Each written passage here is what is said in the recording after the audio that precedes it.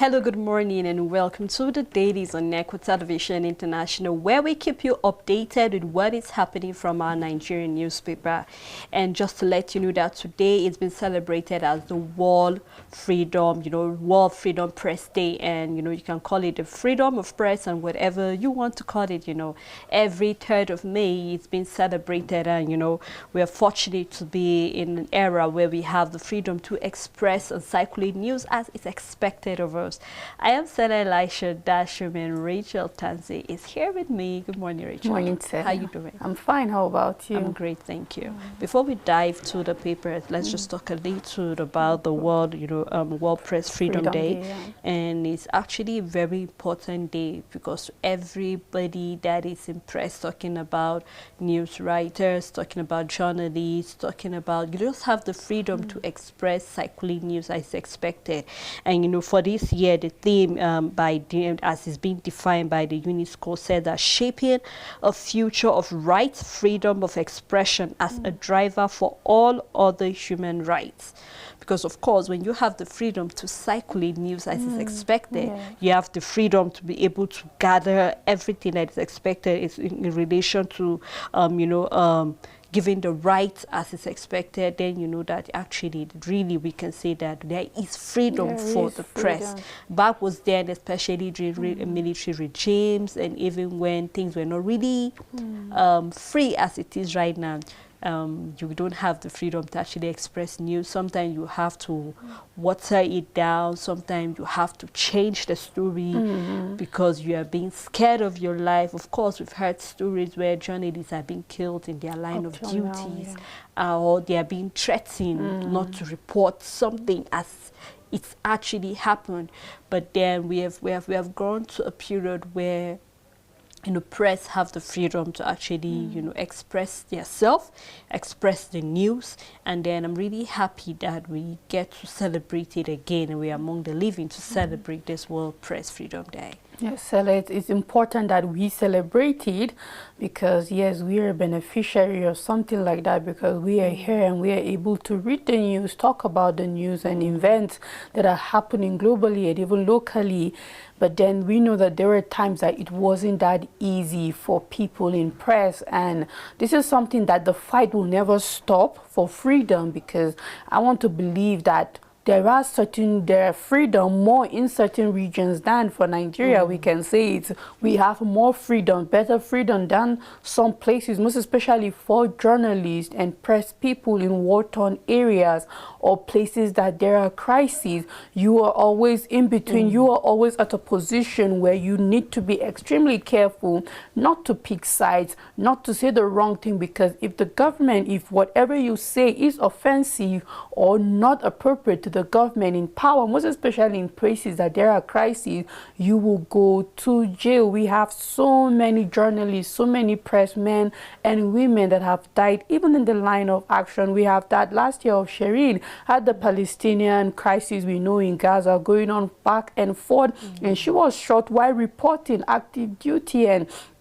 I want to believe that for such area, journalists and press people are not finding it easy, but then the job has to keep going on, like work need to keep going on, because people are relying on us and depending on us for this news. And sometimes it wouldn't be the best when it comes to, I keep saying it, in crisis-torn areas, you will always be a target, because just as you said, there are situations where back in the days, or still in some places, you're expected to water it down. And the moment you have that boldness not to water it down and say it as it is, yes, your life is in danger. But the more we have united global bodies supporting and speaking about this and advocating and promoting it, that there should be more and more freedom. Yes, there is certain degree of freedom as it is now, better than 20 years back, 30 years back. However, there's still more job that it needed to be done for more freedom, that it doesn't matter what region I'm in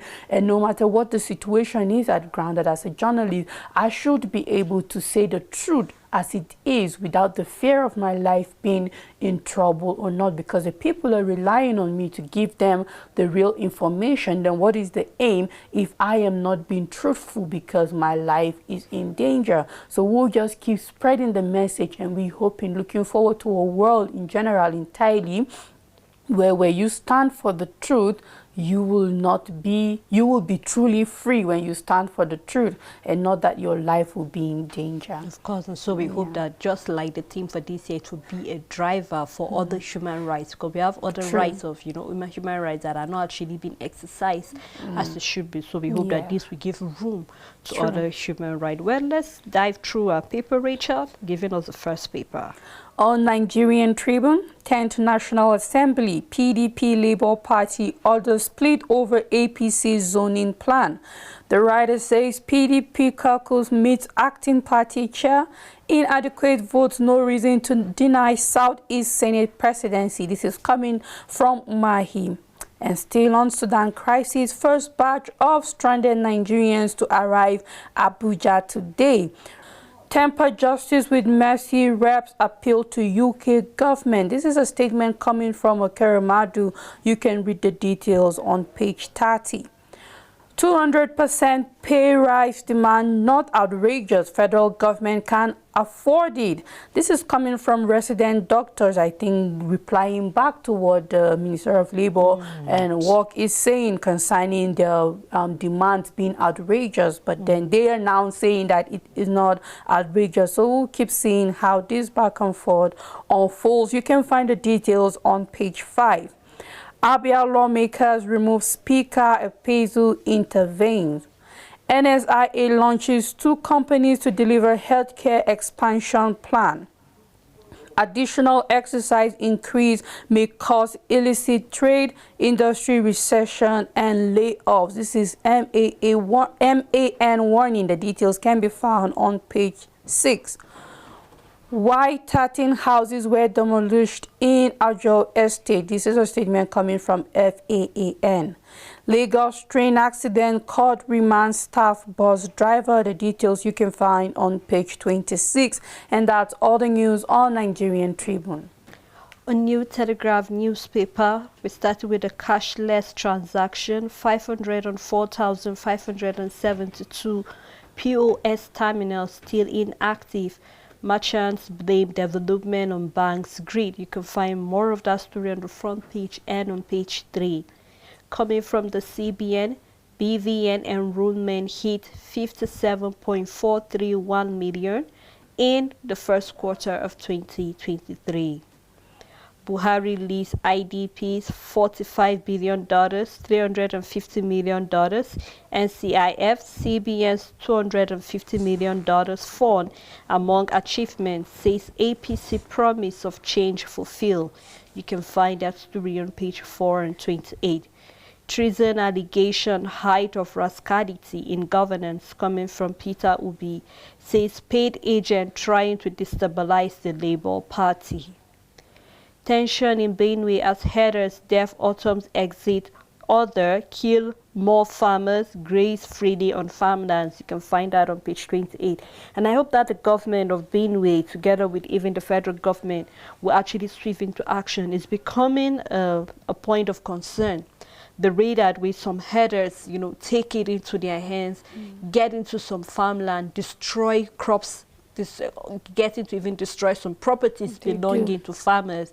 And because these farmers are actually very vulnerable, they end up falling victims of all of this. So something should be done, in as much as herders are seeking for free grazing. And we saw yesterday when the governor of Benue said that National Assembly should kick against that. Of course, everybody has the freedom. We are all Nigerians, whether you're a herder or you are a farmer. But then there's a boundary to everything. You don't expect me to leave my farmland to be open for you to destroy it because you have the freedom to actually graze your, cattle wherever it's expected. So there should be a boundary for them, because it's becoming a habit, not just in Benue. We've seen that case even in the Plateau State.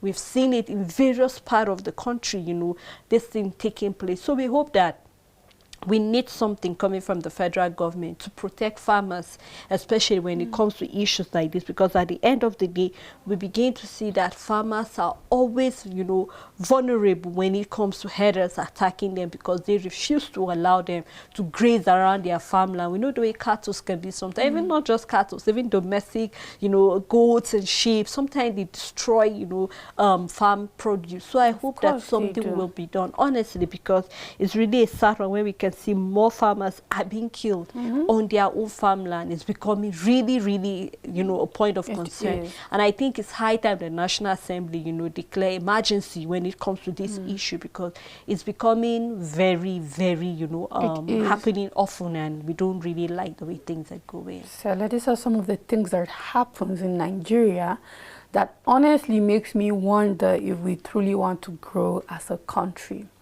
Because in the first place, everybody is free, right? But there are certain things that some freedom cannot be applied to it. How can we have free grazing reserve, well, free grazing in general, when we know that farming have changed, land ownership have changed, settlement have changed, the way we live have changed, everything is changing. How do we think it's feasible and possible without conflict that we will say cattle are allowed to roam about regardless of who owns the field, regardless of who owns the land, that they are free to roam about wherever they want to eat whatever crop they want to, and go free? How do we see that possible without it bringing conflict? And the more I see such bill being passed and people are standing, and I wonder, do we truly want to grow as a country, or do we just love chaos so much that we are even willing to pass in bills that are chaotic by nature in the first place? Because I just wonder, because just as we said, Sele, these are farmers investing money into growing these crops, into growing this plant. This is their livelihood. And you tell them because of a free grazing bill or whatever that cattle can come in, eat their crops and go. So on the other side, the cattle owner is having a fat cow making profit, and we have the farmer losing money and wealth because of a free grazing bill. I don't get it. It sounds like we don't want to grow as a country, because if we want to develop, then we should know that certain things at a particular place is only going to bring chaos and will not bring growth or development to the country, because gone are the days that this kind of thing can go on peacefully without any problem. Because when these cows go to the farm, they're not wise enough to know, okay, I can eat the wheat and not eat the main plant. And they go in hundreds and hundreds, and some even almost thousands of these cattle, and they destroy the farms and they go.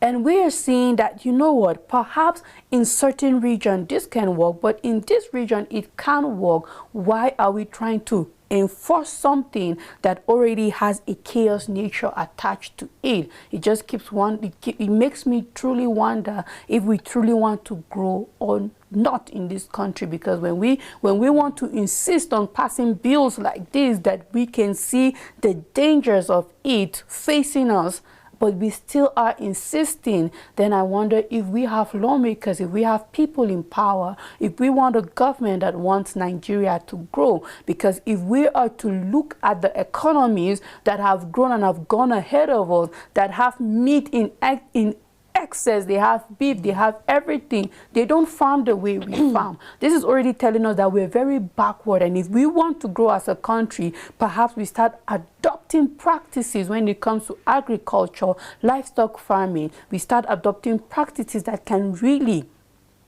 help us grow and develop economically. But what we're doing is not going to take us far. It's just going to keep bringing clashes like these that will keep certain communities that are in charge with producing the foods we consume backward, and we will keep having issues, food scarcity, food price hike, and all of this, until we truly start taking the steps that we need to take that will warrant growth for us, most especially in our agricultural sectors. Of course, we look forward to seeing what the government will do about that.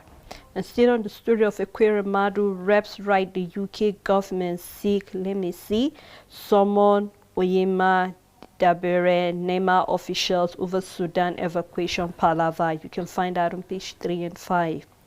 The big story on supplementary polls, Adamawa Rec arrested in custody, coming from the FHQ. Says other inciting officials under interrogation. I have no regrets, coming from the Rec. Yunusa Ari voluntarily honored police invitation, coming from the family.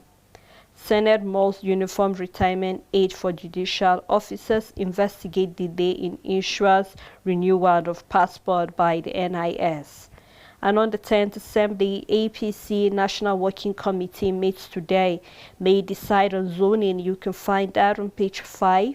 Labour to stop flights to Imo over May Day disruption urges, you can find that story on page 4. And then we have JAM releases 2023 UTME result. You can also find that on page 5. For those who wrote their JAM, do go and check your JAM scores. And on anti-Igbo comments, I'm shocked Tinubu hasn't reprimed Onuga, coming from Bode Church, apologizes to Indibo. Can use regrets, sending congratulatory letter to President-elect. Wike declares one-day holiday as Tinubu visits Rivers. You can find that on page 2, 5, and 29. And still on the cancer scare, NAFDAC banned special chicken flavor Indomie importation. You can find that on page 6. We have a picture story. You can do well, grab the New Telegraph and read more detail of any story that is of interest to you. On Leadership newspaper, PNB reappoints Abike Dabiri as NIDCOM chairman. Adamawa Rec in police custody says I didn't collect bribe. We have trending. Adamawa Rec says he has no regret declaring Binani governor. And then the IMF warns Nigeria may lose $10 billion to geopolitical tensions. You can find the details on page 2. Agora policy tax president-elect on prudence, fiscal responsibility. You can find the details on the front page and continue on page 7. And the big story ahead of inauguration, rent property values surge in Abuja. The writer following that, estate developers, landlords, agents make bricks business. New lawmakers, political appointees scramble for accommodation. Cost of building materials, inflation blamed. You can find the details on page 4. Editors seek press freedom, safety for journalists. And on Akwamadu's case, reps ECOWAS right UK government plead for clemency. Wike declares public holiday as Tinubu visits Rivers. You can find the details on page 8, and that's all the news on Leadership newspaper. On the Nation newspaper, 57.4 billion BVNs linked to bank accounts, 7,500 on the watch list. And we have Obi admits making phone call to Oyedepo, my UK airport experience. You can find that on page 5. NSIA launches firm to deliver healthcare expansion plan. Zenith Bank shareholders get 100.7. I take that. Zenith Bank shareholders get 100.47 naira dividend. You can find that on page 11. Wike declares holiday for Tinubu's visit. Reps seek clemency for Ekweremadu. You can find both story on page 5 and 6. Senate proves passport renewal insurance delay. And the big story coming from Adamawa police quiz detain Rec INEC commissioner. Yunusa Ari gives self up at false headquarters, says I have no regret.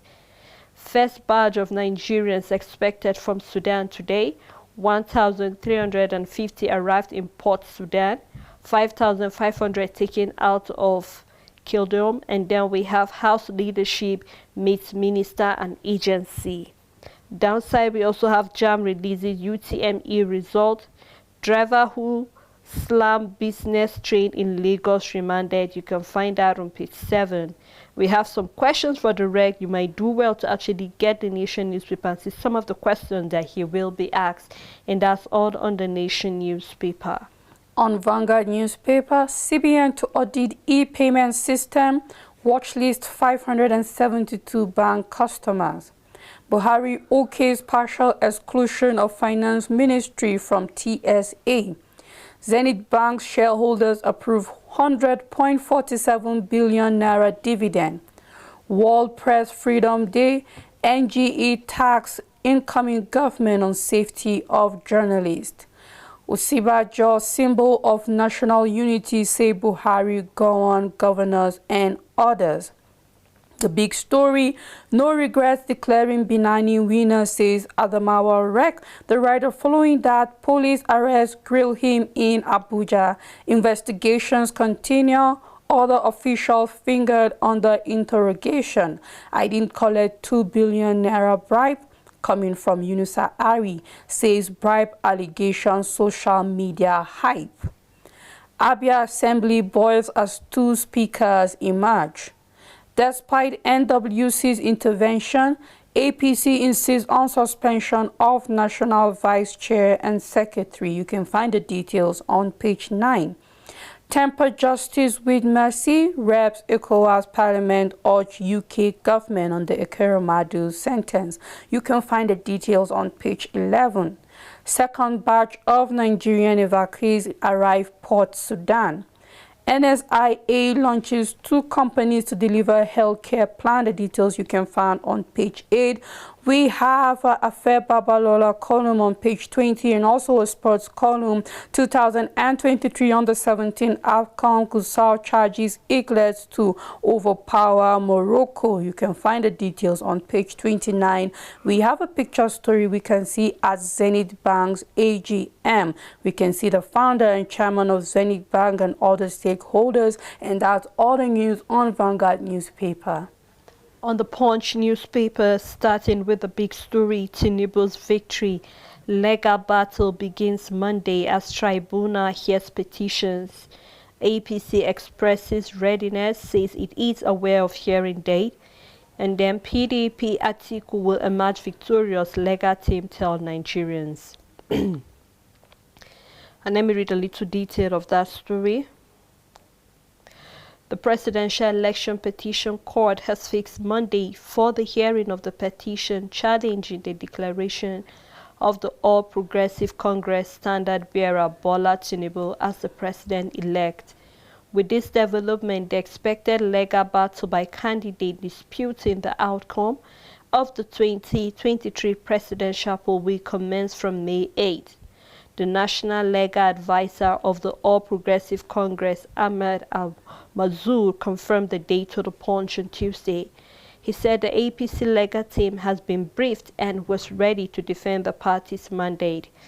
We have been briefed about the hearing coming up next week, but who told you that the election petition at the tribunal must necessarily be concluded before May 29? Are you saying if they were not concluded before President Buhari leaves office, the government should be left in a vacuum and the president-elect should not be sworn in? It is not a must, he stated in response to a question about the time it would take for the petition to be decided. Also, a top official of the Election Petition Tribunal affirms that the hearing proceeding will start on Monday. Speaking on the condition of anonymity because he was not authorized to release the information, he said the Presidential Election Tribunal has fixed Monday, May 8, as of for the hearing of the petition challenging the victory of the president-elect Bola Tinubu. So we keep our fingers crossed because I think this is a battle that Nigerians have been waiting, looking at the legal battles, because a lot of people feel their mandate was not what was given. We've seen various, even for the governorship election, we saw people coming out to say, this is not the person we voted for. So just like we know, Nigerians cannot all go, but the candidate have gone to submit their petition. So our fingers are crossed to see what will come out of it. True. Still on the Punch, we have on external debt, federal government deducts 78 billion naira from state allocation. Excuse me. Controversial Adamawa Reg detained insists Binani won the poll. And on deadly noodles, NAFDA takes probe to factories and markets. And we have evacuated Nigerians stranded at Egypt border. Bajabia Mida orders a probe. You can see the picture. 792 Nigerians adopted in the first quarter. That's a report. And then we have, I have delivered on change agenda, says Buhari. You can find that on page 2. And that's all on the Punch newspaper. On Daily Sun newspaper, no monarch comments subjects for support. The big story on the Daily Sun newspaper: suspended INEC rec in police net. Question detained over illegal announcement of APC candidate as winner of election. He went there voluntarily. You can find the details on page 14. Nia Kalu, the Sun publisher, named among most powerful women in journalism. You can find the details on page 13. Wike declares public holiday for Tinubu's project commissioning. Reps ECOWAS write UK government seek clemency for Ekeramadu and wife. Foreign minister orders summoned over evacuation of Nigerians in Sudan. NSIA launches 2 companies to deliver healthcare expansion plan. NGE tax incoming government on press freedom, safety of journalists. The writer says promises to engage authorities on review of NBC Act anti-media laws. The details can be found on page 28. 7,552 bank accounts on CBN watch list over cyber crime. The details can be found on page 25. At the downside of the paper, we must not give up on new Nigeria, says Osibajo. We have picture stories at the top. We can see Zenith Bank pays 100.47 billion naira dividends, and you can find the details on page 2. And at the downside, we have Governor Ifeanyi Ogwanyi of Enugu State from the third left, his deputy Lola, Cecilia, and the rest. And you can find the details inside the paper. And that's all the news on Daily Sun newspaper. Right, before we move further with the newspaper review, we'll take a time out at this moment that will usher us into opening, the phone line, where we'll get to hear some of your thoughts on the stories that we have read so far. So when we come back, we'll open the phone lines. Do not go anywhere.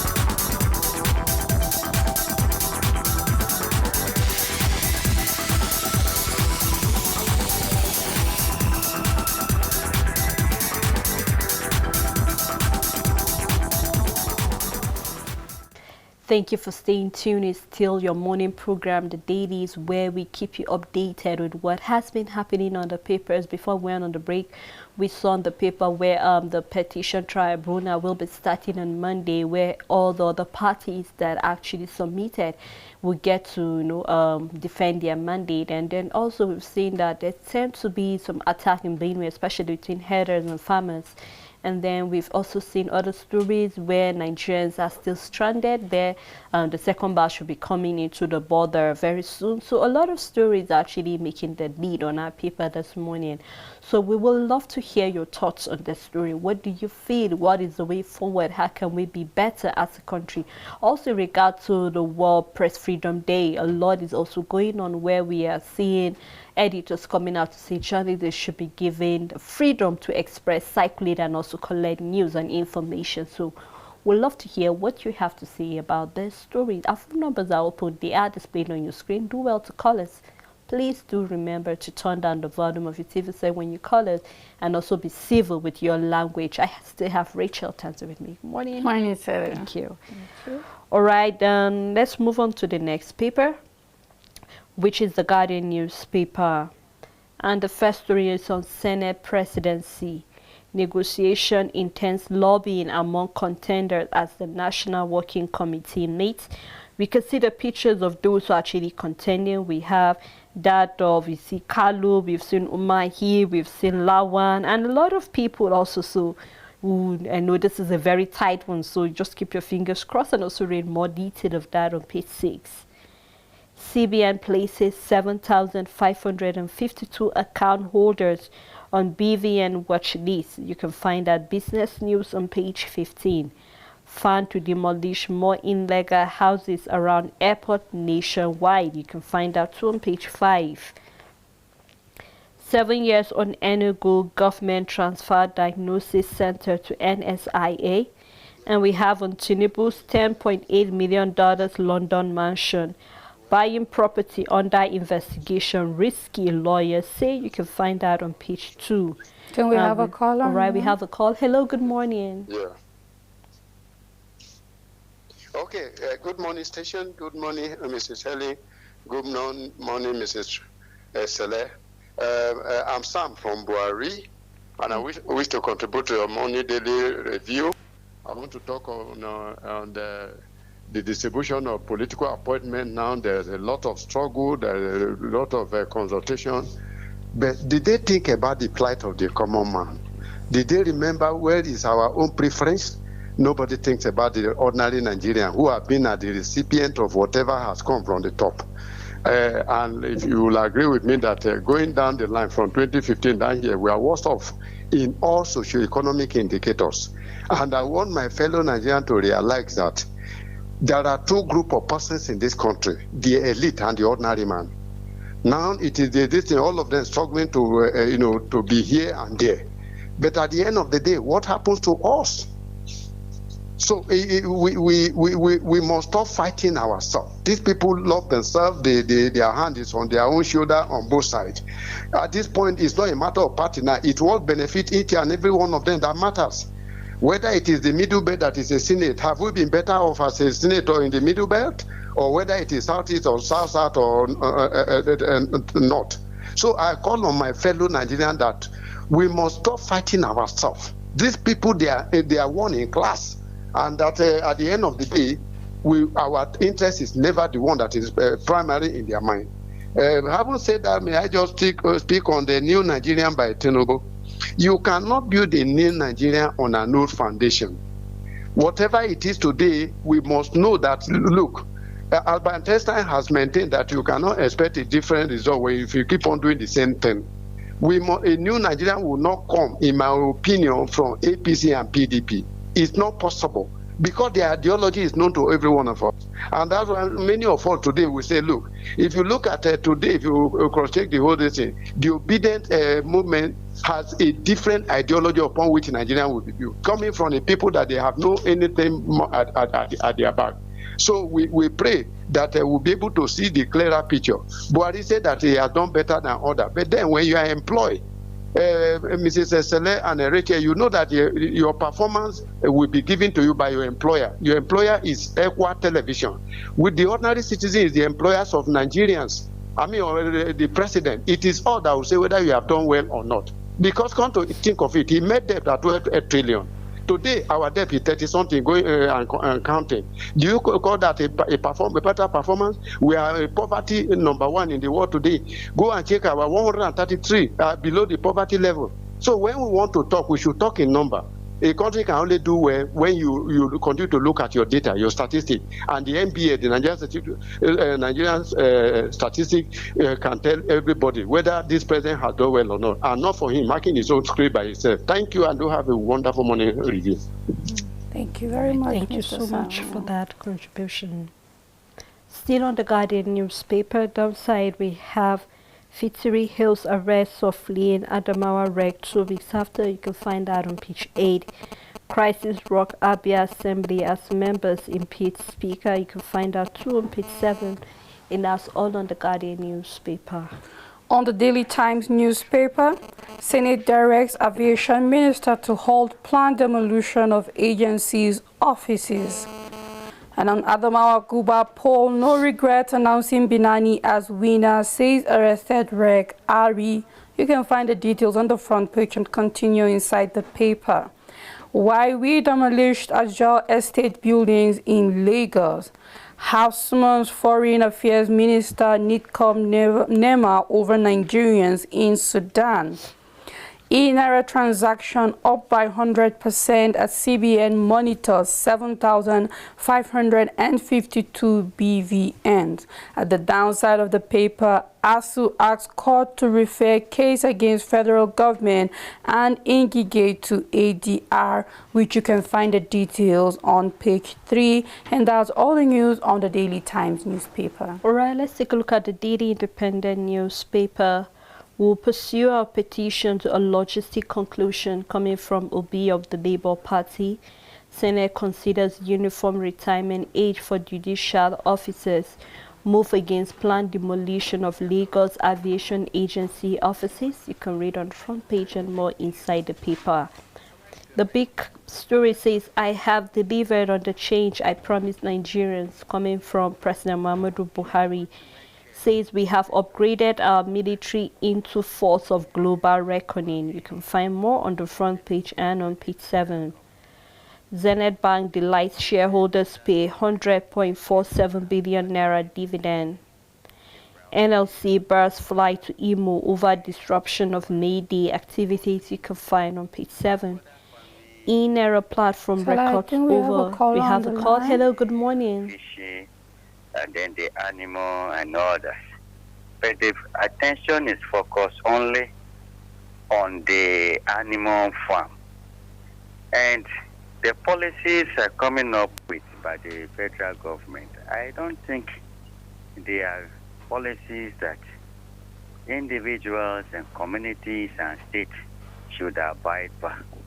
This group of persons owns their own business. So should devise a means of running their own business, just as an Igbo man travels here and there, acquires a land or rent a house, and run his business.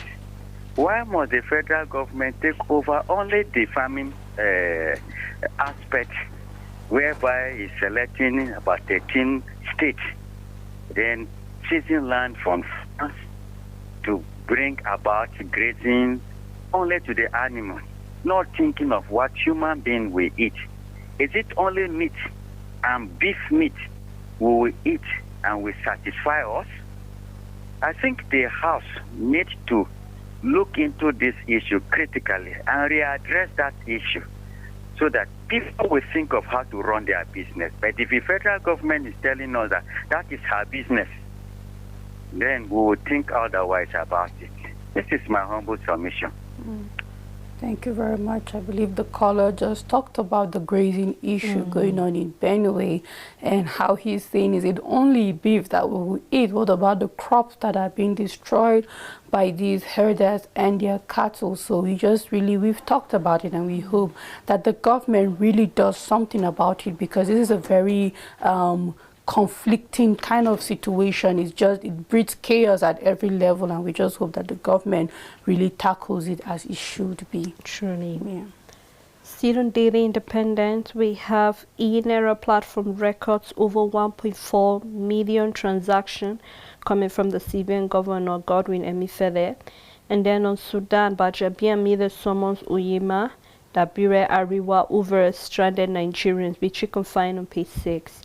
And on Okwiramado's case, reps appeal to UK to tamper justice with mercy. That you can find on page 7. Finally, police arrest Adamawa State Rec Unisa Ari. Rec say he has no regret announcing Binani as Adamawa governor. You can find why he said that, because it's been making the round on most of our papers. So you can read that on the front page and more inside. And we've seen drama as 2 speakers emerge in Abia Assembly. You can find detail of that story on page 29. We still have the picture story here, and you can find more of that, and that's all on Daily Independent. On Nature News, how African innovators got £4 million reward for curbing plastic pollution. The big story on Nature News concerned as charcoal business takes toll on Nigeria's forests and mangroves. State government agencies move to curb tide. Traders blame environmental pollution and others for engaging in trade. You can find the details on page 3. And seller concerning the charcoal business and its toll on our forests, we know that the trees have been cut down for days. However, one practice that I've known and I've learned as a child ever since I was small is that when you bring one tree down, you plant another. However, I believe that these charcoal makers haven't been practicing that.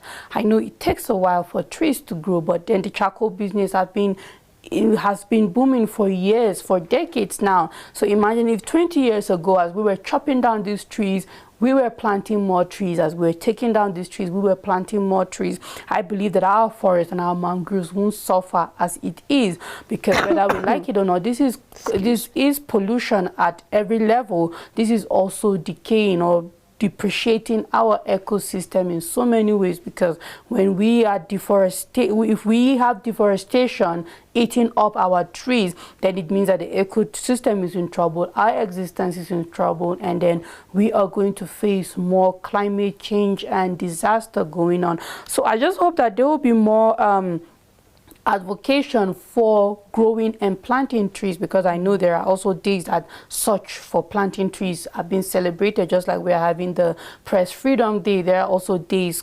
dedicated for tree planting, and I just hope that when those days come, the awareness, I keep saying certain awareness don't just stop on a particular day, but it should be a continuous process, because we need to save the earth and we need to keep it green. In as much as I can say that the charcoal business is not important, we consume these products individually and we know how helpful it has been for us in a thriving economy. However, there is a solution to make sure that our forests don't suffer, and that is when you cut down a tree, you plant another tree. Rachel, you remember it was just last month we celebrated the World Earth Day, yes, where we saw relation to tree planting, pollution of our water, the air, and every other thing, even the land. And we're looking at even plastic bottles, how we can recycle it properly. Yeah.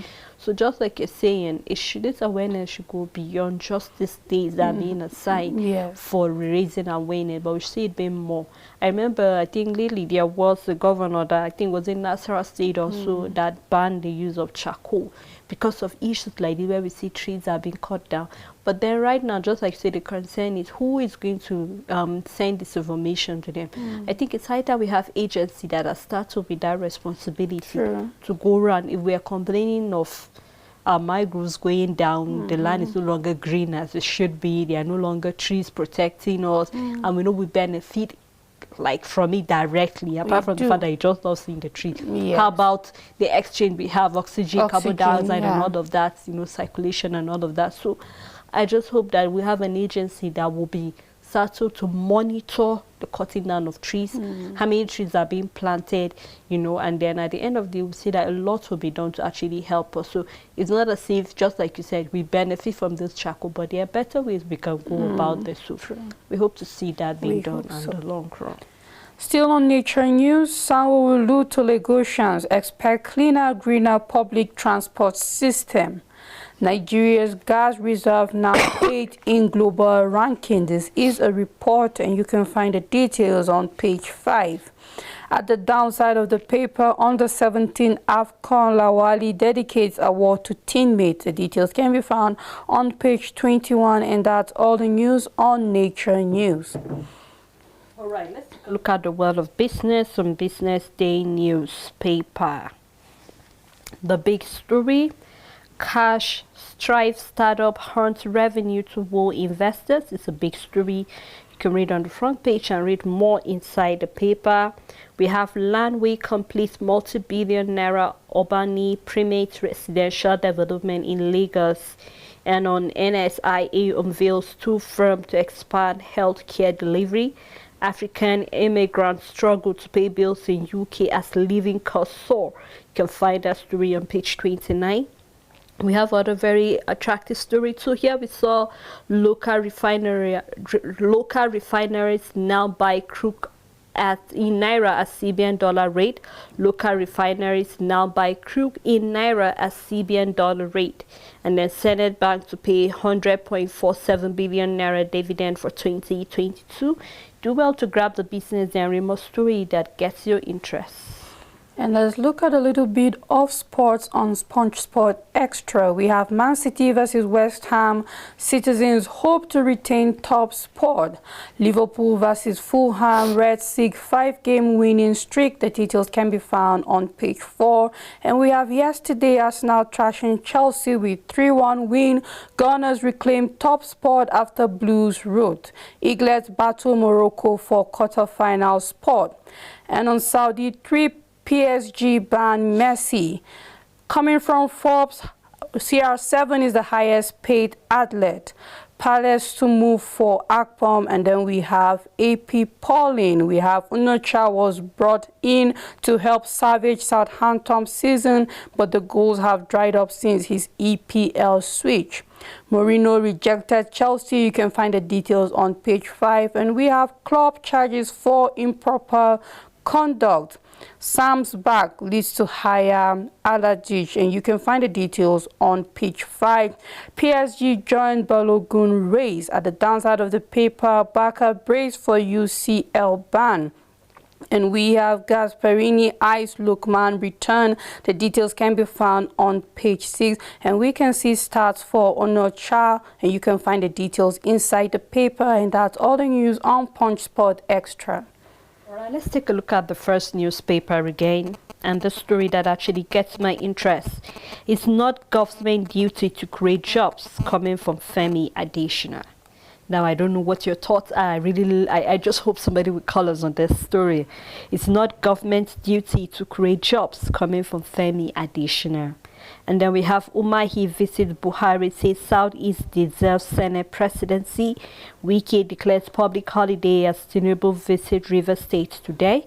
And then we are seeing that still in relation to the Senate, while Umahi visit Buhari to say the Southeast deserves Senate presidency, we're seeing that 62 senators select endorses Baru Jibrin, and this is coming from SCORE, so it tends to be a contradiction, or would I say they tend to be a battle. True. I think that's the right word for it, a battle, where we can see why the Southeast say it should come back to them over there, just like I think there was a time we're talking about the zoning, and then why we just feel it to be proper that we have every geopolitical zone being rightly represented when it comes to leadership. We are seeing that about 62 senators have endorsed Baru Jibrin, which is from the north, and a lot of people will have different opinion.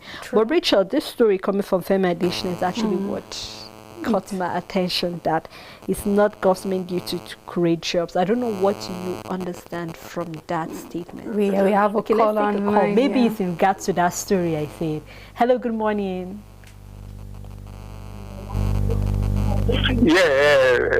Sele and Rachel, sorry, on Femi Adesina. That's what just caught my attention. If you already it out. If you remember in the U.S. The policies when the government comes, they assess their job creation. This is not to say that those that were employed enter the government work as in civil service. It's the policy they made easy for employers of labor to be able to take in graduates and those who are jobless. Adesina used to be one of the best columnists of our time. But many, unfortunately, a lot of these journalists who say everything right when they are outside the government begin to see things wrongly when they are in government. If the government does not be able to create jobs through the use of a private firm, then what is the purpose? The whole essence of a government is how it affects the people. Employment is one of the bases upon which this government even campaigned in 2015. So why are they changing? This is why we're saying that it's not easy for us to be able to have a change in Nigeria under this present situation. So Femi Adesina should be able to let us know, tell us that should be telling us that it is not the duty of government to create jobs. It is the duty of government to create jobs through making policy easier for private sector to be able to bring in more from the employment market. Thank you. Thank you very much. I think this is coming on in regard to add your thoughts right now to this. Yes, Hele. Okay, so in Nigeria, we have a mixed system of economy where we have private and the government working hand in hand. So we have privatization, and then we have the social system working together. However, whether we like it or not, and I think it's sad, Sela, that we see careless statements like this coming from top government officials. We have one from Ngige yesterday saying that the doctors have the option of going, and today we're having another one coming from Femi saying that the government is not responsible for creating jobs. And I wonder, and this is a wild statement, because why would you say something like that?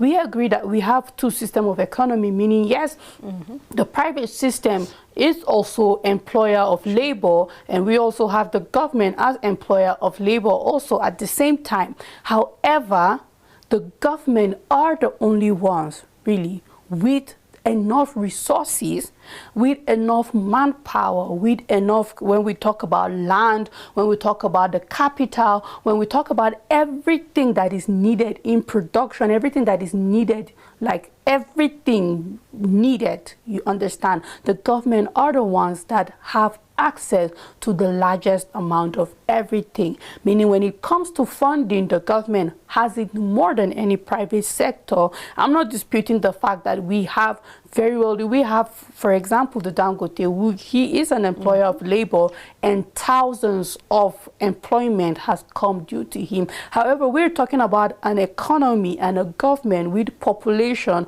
of over 200 million people, and the census should have been taking place soon, but so far, if not, would have known exactly how many we are in Nigeria as a country. Yes, it's supposed to be today. But then when you look at it, we're talking about millions and millions of citizens, millions of people in a country. How will the government come out and tell us that they are not responsible for employment when they are the one with the resources capable of employing the millions of Nigeria? Because whether we like it or not, we can only count the few companies that are doing well and can employ thousands of people. But what happened to the remaining millions compared to the tens or the hundreds of thousands that these companies are able to employ? What about the millions of Nigerians now? Whether we like it or not, even when it comes to business, the government are the one responsible to make sure that small scale, medium scale businesses are thriving, because these medium and small scale businesses are also the one that can be able to create employment opportunity. But in a system where they are not thriving, it means that they cannot employ labor. So when you look at it, the government is saddled with the responsibility of making even the private sector to work, making the small and medium scale businesses to work. Because when you put in policies, when you put in taxes, duties, when you put in different types of duties on these businesses, that takes away a lot from them, that makes it impossible for them to employ labor as it should be, then you see the government, you're not even functioning as it is. So regardless of having privatization mixed with our social system of government, the government in general of Nigeria are still the one responsible of creating the mass majority of employment that could take the millions of people in Nigeria. No, Richard, if I actually leave here, I know you're going to go on for the next, an hour Probably. again. But then just for us to close the section, just like you've said rightly, then I begin to ask, why do we have the Minister of Labor and Employment? Why do we have a ministry like that? Then why do we have that in a nation like Nigeria? Just like you said, we have more that the government is controlling than those that are being controlled by other private organizations. So I would like to close the section, this program on this note by this quote that's saying that a government that gets more from the people is a government that gives more to the people. So until we come your way again tomorrow, do have a blessed day ahead.